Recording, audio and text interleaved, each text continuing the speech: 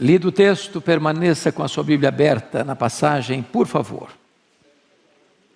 Paulo escreve assim: e para que não me ensoberbecesse com a grandeza das revelações, foi-me posto um espinho na carne, mensageiro de Satanás, para me esbofetear, a fim de que não me exalte.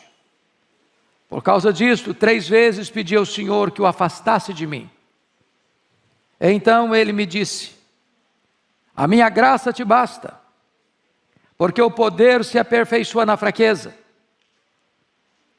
De boa vontade, pois, mais me gloriarei nas fraquezas, para que sobre mim repouse o poder de Cristo. Pelo que sinto prazer nas fraquezas, nas injúrias, nas necessidades, nas perseguições, nas angústias por amor de Cristo. Porque quando sou fraco, então é que sou forte. Amém? Vou falar sobre glória e sofrimento.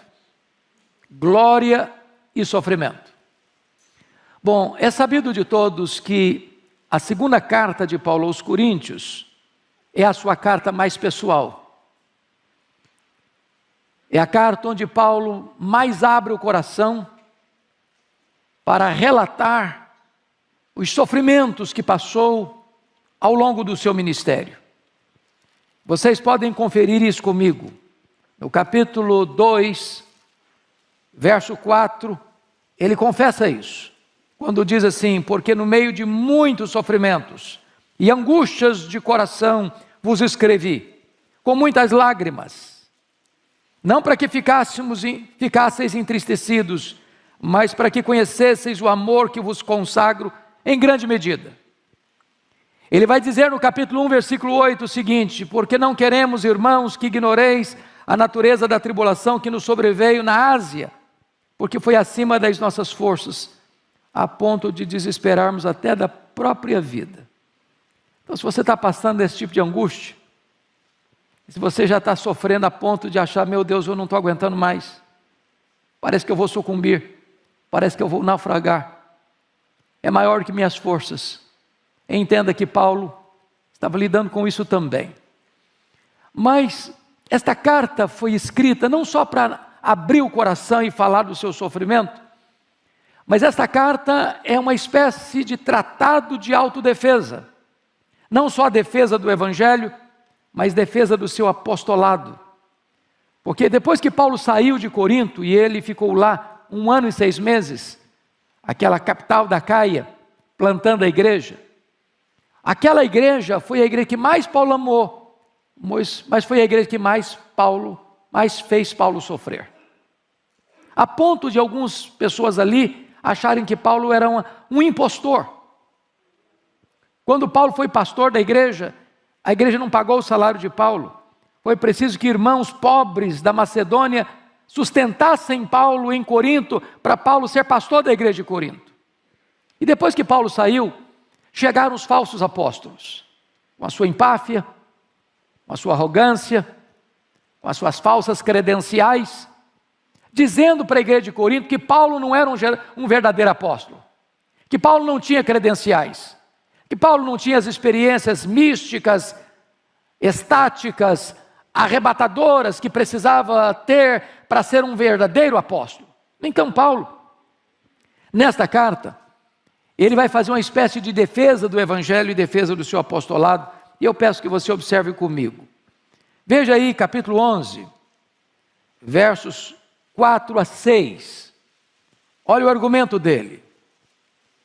Se na verdade, vindo alguém, prega outro Jesus que não temos pregado, ou se aceitais espírito diferente que não tendes recebido, ou evangelho diferente que não tendes abraçado, a esse de boa mente o tolerais, porque supõe nada ter sido inferior a esses tais apóstolos. Então o que Paulo está dizendo? É que a igreja de Corinto, que não dera acolhida a ele, como deveria ter dado, enquanto lá esteve, agora está acolhendo, com portas abertas, com coração franqueado, os falsos apóstolos, que enaltecem a si mesmos. Veja comigo, no capítulo 10, no versículo 17, e 18, o que ele diz?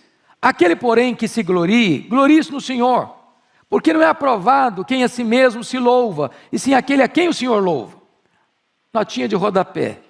Não fica bem você elogiar você mesmo. Então, que seja outro que elogie você. Os falsos apóstolos estavam se auto-elogiando. E Paulo diz, eles estão na contramão, até do bom senso. Mas tem mais, olha comigo aí, por gentileza, o capítulo de número 11, versos 18 a 20. O que ele vai dizer? E posto que muitos se gloriam segundo a carne, também eu me gloriarei. Porque sendo vós sensatos, de boa mente, tolerais os insensatos. Já está usando uma linguagem irônica. Tolerais quem vos escravize, quem vos devore, quem vos detenha, quem se exalte, quem vos esbofeteie no rosto. Ele está fazendo uma crítica aos falsos apóstolos e uma crítica à igreja. Porque os falsos apóstolos se elogiavam, se enalteciam. E a igreja está sendo explorada por esses falsos apóstolos. Eles não estavam atrás do povo, estavam atrás do dinheiro do povo. Queriam explorar o povo, queriam usurpar o povo. E a igreja dando espaço para essa gente. Mas tem mais. Olha aí comigo, capítulo 11, versículo 30. Se tenho de gloriar-me, gloriar-me-ei no que diz respeito à minha fraqueza. Então eu quero terminar esse pano de fundo para entrar no texto. Paulo foi levado, na defesa do seu apostolado, a fazer uma coisa que ele não concordava em fazer. Em se autoelogiar, em se autopromover. Ele achava isso um contrassenso, uma coisa inadequada para um crente maduro. Porém, uma vez que os falsos apóstolos estavam dizendo e espalhando na igreja de Corinto que Paulo não tinha credenciais, que Paulo não tinha experiências tão arrebatadoras como as deles, que Paulo não era um homem qualificado, então Paulo forçosamente vai registrar uma espécie de experiência que era única dele, que nenhum outro tivera na semelhança dele, para mostrar suas credenciais. E aí é o que vai fazer no capítulo 12, versos 1 a 6. Claro que ele é tão modesto que não é capaz de botar na primeira pessoa, mas ele vai dizer o seguinte: olha, eu conheci um homem, ele está falando dele mesmo, que no corpo ou fora do corpo eu não sei, Deus o sabe, foi arrebatado até o terceiro céu. Primeiro céu é o céu que você vê a olho nu. Segundo céu é o céu do espaço sideral. Terceiro céu é o céu da habitação e do trono de Deus. Ele tivera outras visões, né? A Bíblia diz que ele teve uma visão lá no caminho de Damasco, quando ele foi convertido. A Bíblia diz que ele teve uma visão em Trode: passa a Macedônia e ajuda-nos. A Bíblia diz que ele teve uma visão em Jerusalém: coragem, Paulo, porque assim como você deu testemunho aqui em Jerusalém, eu quero que você dê testemunho a Roma. Ele teve uma visão do anjo de Deus no navio, à beira de um naufrágio: coragem, nenhum desses 276 que estão no navio vão perecer, eu entreguei toda essa gente na sua mão. Mas agora ele conta uma experiência de êxtase. E ele, ao ser arrebatado até o terceiro céu, ouviu palavras inefáveis que não podem ser ditas, pela beleza, pela grandeza, pela majestade. E então ele entra no texto que nós lemos para mostrar uma coisa: Deus tempera na nossa vida glória e sofrimento. Porque se a nossa vida fosse feita só de glória, só de experiências sublimes, de êxtase, de arrebatamento, de sucesso, de grandeza, de conquista, de prosperidade, de saúde, nós correríamos um grande risco de ficarmos com o narizinho empinado, com o peito estufado, agasalhando na nossa vida soberba.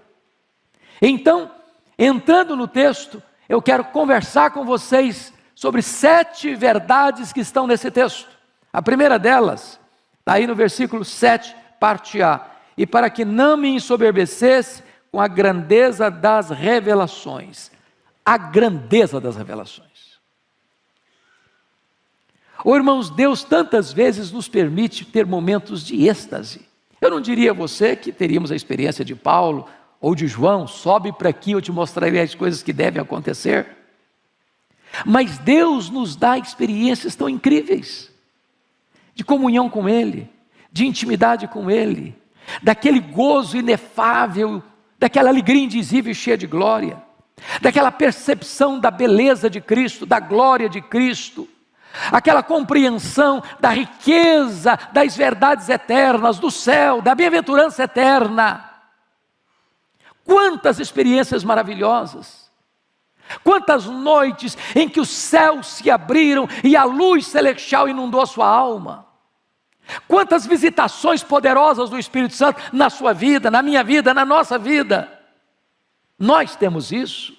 Paulo teve isso, a grandeza das revelações. É claro que ele está tratando aqui daquela experiência de ser arrebatado ao terceiro céu, de ouvir palavras inefáveis, de ter as verdadeiras credenciais do seu apostolado.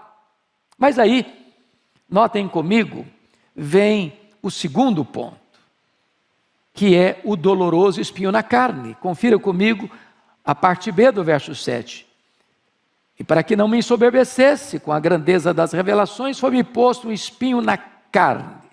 Preste atenção nessa expressão, espinho na carne. A pergunta primeira é, de onde procede o espinho na carne de Paulo? E a resposta óbvia é, procede de Deus. E você diz, mas Deus não é bom? Ele é bom. Mas o espinho na carne não nos faz sofrer? Faz.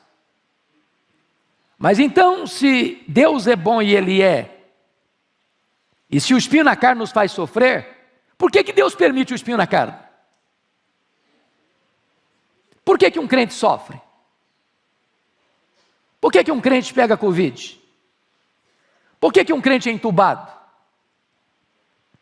Por que um crente fica numa cama anos? Por que um crente perde emprego? Por que um crente sofre um revés na vida financeira? Porque um crente enfrenta angústias na alma, ou tribulações tais, ou perseguições tais, a ponto de desesperar-se da própria vida. E a resposta está clara, para que eu não me ensoberbecesse. Deus tempera glória e sofrimento. Bom, a segunda pergunta é, o que é esse espinho na carne de Paulo? Aqui não há um consenso. Esta palavra espinho só aparece aqui em todo o Novo Testamento. E a palavra é uma estaca que entra, rasga a carne e produz sofrimento. Não houve consenso na história da igreja sobre isso. Para Calvino, o espinho na carne eram as angústias espirituais de Paulo. Para Lutero, eram as perseguições sofridas. Outros achavam que o espinho na carne de Paulo eram as suas tentações, uma vez que ele era um homem solteiro e lidando com todas as tensões da alma. Mas eu quero crer, e até estou convencido disso, embora não seja unanimidade esse entendimento, que o espinho na carne de Paulo era uma enfermidade física. Só para você chegar comigo a essa conclusão, vire 2 páginas da sua Bíblia. Gálatas 4, 13 a 15. Paulo saiu de Antioquia da Síria, foi para a região da Galácia. Galácia do Sul, Antioquia de Pisídia, Icônio, Derbe e Listra. E olha o que ele narra. Verso 13, 4:13. E vós sabeis que vos preguei o Evangelho a primeira vez por causa de uma enfermidade física. E posto que a minha enfermidade na carne vos foi uma tentação, contudo não me revelaste desprezo nem desgosto, antes me recebestes como anjo de Deus, como o próprio Cristo Jesus. E aqui eu chamo a sua atenção, no verso 15, que é feito, pois, da vossa exultação? Pois vos dou testemunho de que, se possível fora, tereis arrancado os próprios olhos para nos dar.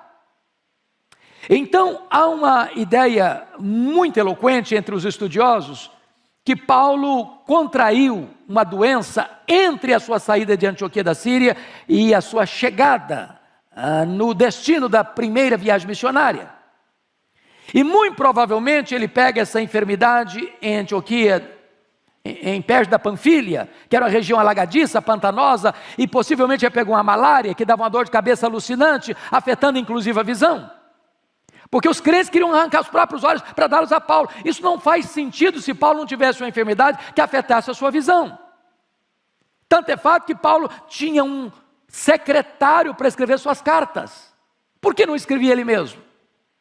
Eu acho mais fácil eu mesmo escrever do que ditando para outra pessoa escrever. O raciocínio fica mais rápido, mais claro. Paulo chegou a chamar o sumo sacerdote de parede branqueada. Talvez ele não enxergasse tão claro, tão lúcido.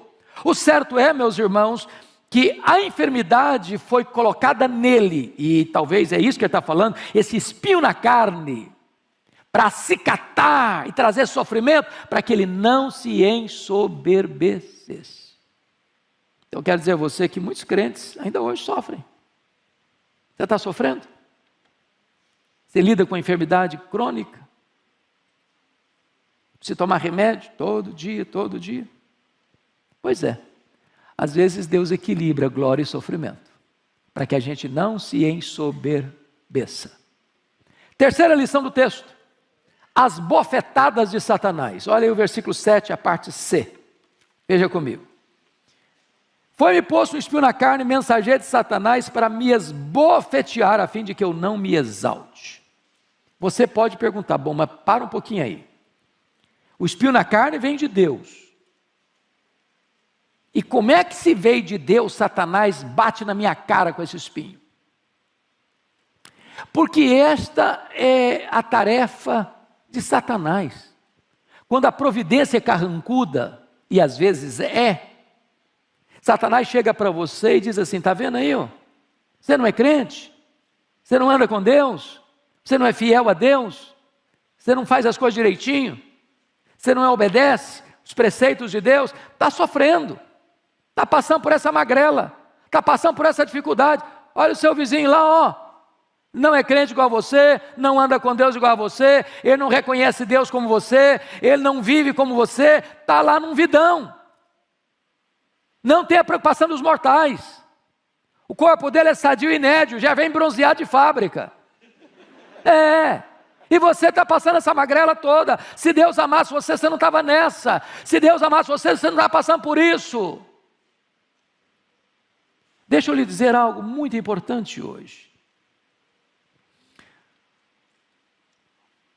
As pessoas mais usadas por Deus foram as pessoas que foram quebrantadas, buriladas, moldadas no cadinho do sofrimento. As grandes lições da vida nós não as aprendemos em dias de festa. Nós as aprendemos no vale da dor. Eu olho a história e vejo homens como Calvino, que passou boa parte do ministério dele acamado. E enquanto acamado estava, ia ditando para os seus secretários as obras que escreveu. Eu fico imaginando um homem da grandeza de Charles Haddon Spurgeon, que tinha gota, sofria, depressão, e muitas vezes tinha que se retirar do púlpito para ir se tratar. Eu fico olhando a história de um homem como John Bunyan, que ficou preso por pregar o evangelho em praça pública 14 anos. Eu fico olhando a história de um David Brainerd, que foi o missionário mais piedoso do século XVIII, e que morre precocemente aos 29 anos, experimentando um poderoso reavivamento espiritual entre os índios peles vermelhas, índios canibais, mas levando a eles a esperança do evangelho. Eu fico olhando a história de um advogado de sucesso de Chicago, Dr. Spafford, muito rico, mas que ao ter 5 filhos, 1 filho e 4 filhas, sofre um golpe tremendo de ver o seu filho, criança ainda, morrendo. De ver um incêndio que quase destrói Chicago no século XIX e ele perdendo grande parte da sua fortuna. Ao receber a notícia de uma viagem que a sua esposa fez com as 4 filhas para a Inglaterra. E o navio naufraga. E a sua esposa lhe manda um telegrama: salva, porém só. E ao viajar para o encontrar a sua amada esposa, diante daquele drama terrível, o Deus que inspira canções de louvor nas noites escuras, coloca no coração dele esta música: se paz a mais doce me deres gozar, se dor a mais forte sofrer, ó seja onde for, tu me fazes saber que feliz com Jesus sempre sou. Esta música tem abençoado milhões de pessoas ao longo dos anos.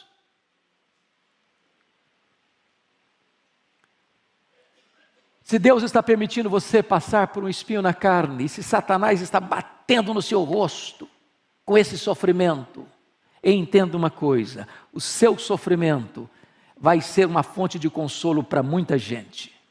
Porque é Deus quem nos consola em toda a nossa angústia, para consolarmos outros que estiverem passando pelas mesmas angústias com que nós fomos consolados por Deus.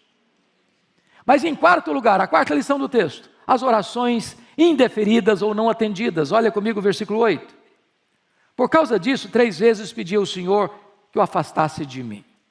Notem comigo, irmãos, Paulo era um homem de oração. Paulo era um homem que orava até por gente que ele nunca tinha visto.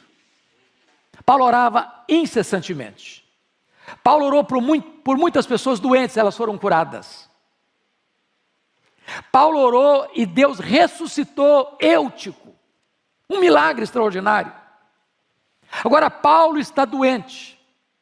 Agora Paulo está orando por ele mesmo, e uma oração honesta, profunda, sincera e perseverante. Orou 3 vezes, como Jesus orou no Getsêmani: Pai, se possível, passe de mim este cálice.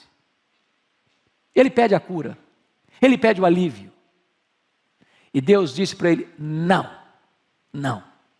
eu não vou lhe curar. Eu não vou tirar o espinho. Tem horas que o que mais queremos é alívio do sofrimento. Tem horas que o que você anseia é que você fique livre daquilo que se apresenta como algo que machuca você, que dói em você. É um problema familiar, é um problema de saúde, é um problema financeiro, é um problema emocional. Você sabe qual é o espinho que você enfrenta. E talvez você que está aqui já orou por isso há tanto tempo, e tantas vezes. E Deus diga, como aqui está escrito: por causa disso, 3 vezes eu pedi ao Senhor que o afastasse de mim. E Deus diz para você: não. Paulo pediu substituição, e Deus respondeu para ele: transformação. Eu não vou tirar, eu vou lhe capacitar. Eu vou lhe dar minha graça. Você vai me glorificar mais sofrendo com consolo, mantendo-se humilde, do que eu curando você e você tendo alívio e tendo o perigo e o risco de se ensoberbecer. Irmãos, a vida aqui não é indolor. Aqui tem choro, aqui tem lágrima, aqui tem dor. E eu não estou fazendo uma apologia ao sofrimento, eu não estou fazendo apologia à lágrima, eu não estou fazendo apologia à enfermidade, eu não estou dizendo que você é masoquista, eu não estou dizendo que você tem prazer em sofrer, eu não estou falando isso. E Deus não está dizendo isso. Mas muitas vezes o sofrimento nos vem para nos colocar numa posição de completa e permanente dependência de Deus. Então vem a quinta lição, a resposta desconcertante de Deus no verso 9a. Olha aí: então Deus me disse: a minha graça te basta, porque o poder se aperfeiçoa na fraqueza. A maior necessidade sua e minha não é nem de alívio, é da graça suficiente. Tiago, no capítulo 1 da sua carta, no versículo 2, ele diz assim: meus irmãos, tende por motivo de toda alegria, preste atenção nisso, motivo de toda alegria, o passardes por várias provações. Parece que não é comum você juntar as duas coisas, alegria e provação. Porque quando você pensa em provação, você pensa em choro, você pensa em gemido, você pensa em sofrimento, você pensa em tristeza. Agora Tiago está nos confrontando com essa verdade, dizendo: meus irmãos, tende por motivo de toda alegria o passardes por várias, não é por uma não, vem em pencas, todas as provações. E ele fala da palavra várias, a palavra várias no grego é a palavra poikilos, de onde vem a nossa palavra portuguesa policromático, de diversas cores. Tem provas leves, tem provas médias, tem provas pesadas. Tem prova que tem a cor de rosinha, igual esmalte de noiva. Tem provação que vem com rosa-choque. Tem provação que vem com cinzento, bem firme. Tem provação que é tenebrosa. Tem provação que você passa por ela de nave espacial. Tem outra que você passa de carro de corrida. Tem outra que você passa andando. Tem outra que você passa engatinhando. Mas sabe o que a Bíblia diz? Que para cada cor de prova que você enfrenta, existe a multiforme graça de Deus. E a palavra multiforme é a mesma palavra poiquilo. Sabe o que a Bíblia está dizendo? Para cada cor de prova que você enfrenta, existe uma cor de graça suficiente para sustentar você. Deus nunca vai deixar você sozinho, Deus nunca vai deixar você desamparado, Deus nunca vai largar você no meio do caminho, Ele vai sustentar você. A minha graça te basta, Paulo, o meu poder se aperfeiçoa na fraqueza.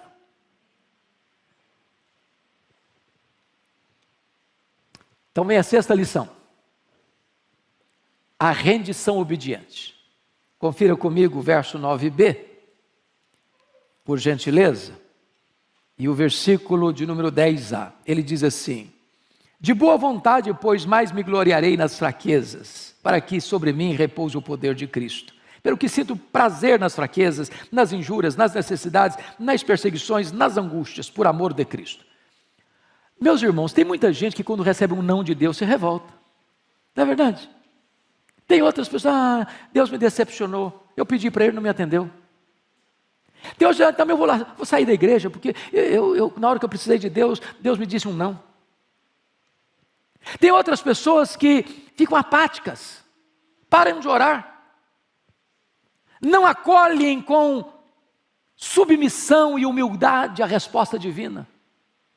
Paulo, ao Deus ter respondido para ele: meu filho, eu não vou tirar o espinho da carne, eu vou lhe dar a minha graça é suficiente, o meu poder se aperfeiçoa na fraqueza. Ele disse: Deus, então ele responde: de boa vontade, pois, eu mais me gloriarei nas fraquezas, para que o poder de Cristo repouse em mim.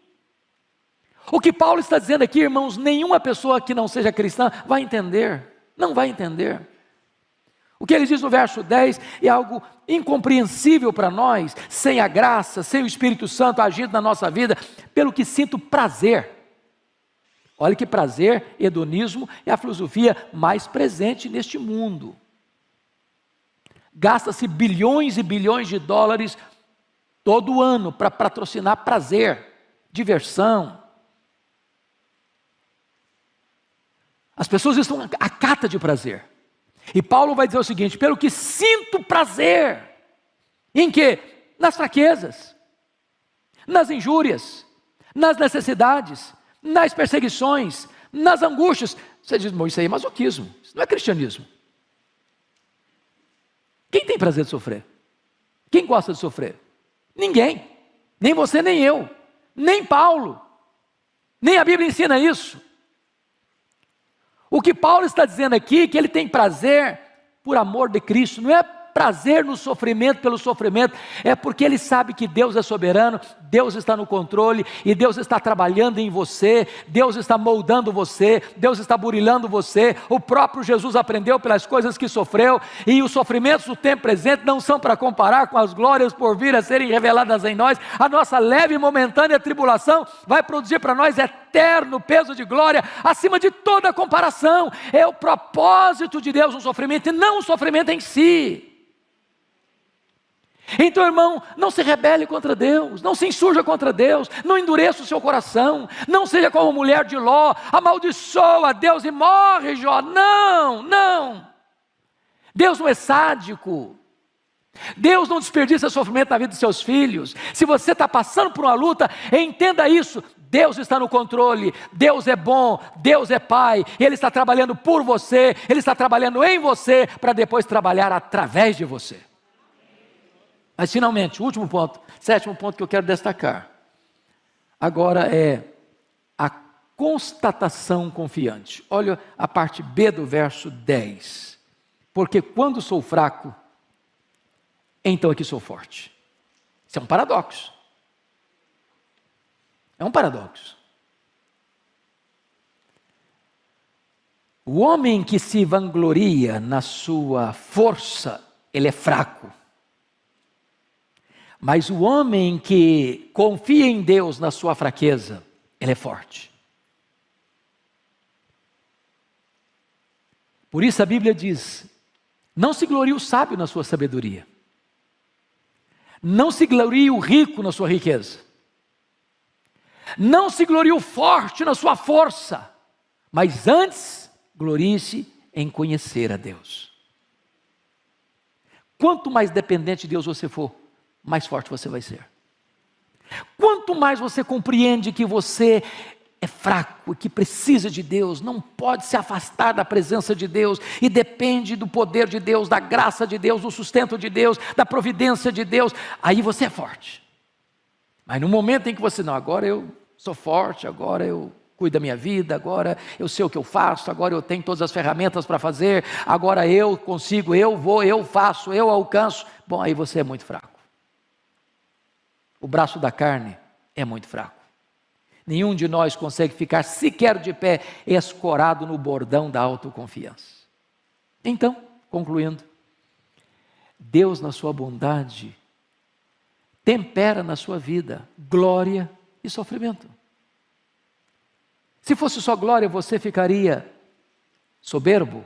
Se fosse só sofrimento, você seria esmagado. Mas Deus tempera as duas coisas, do berço à sepultura. Aqui tem sofrimento e tem glória, mas depois que nós atravessarmos as fronteiras do tempo e adentrarmos na eternidade, aí não tem mais sofrimento, será apenas glória. Porque Deus vai enxugar dos nossos olhos toda lágrima, não haverá dor, nem pranto, nem luto, porque as primeiras coisas já terão passado.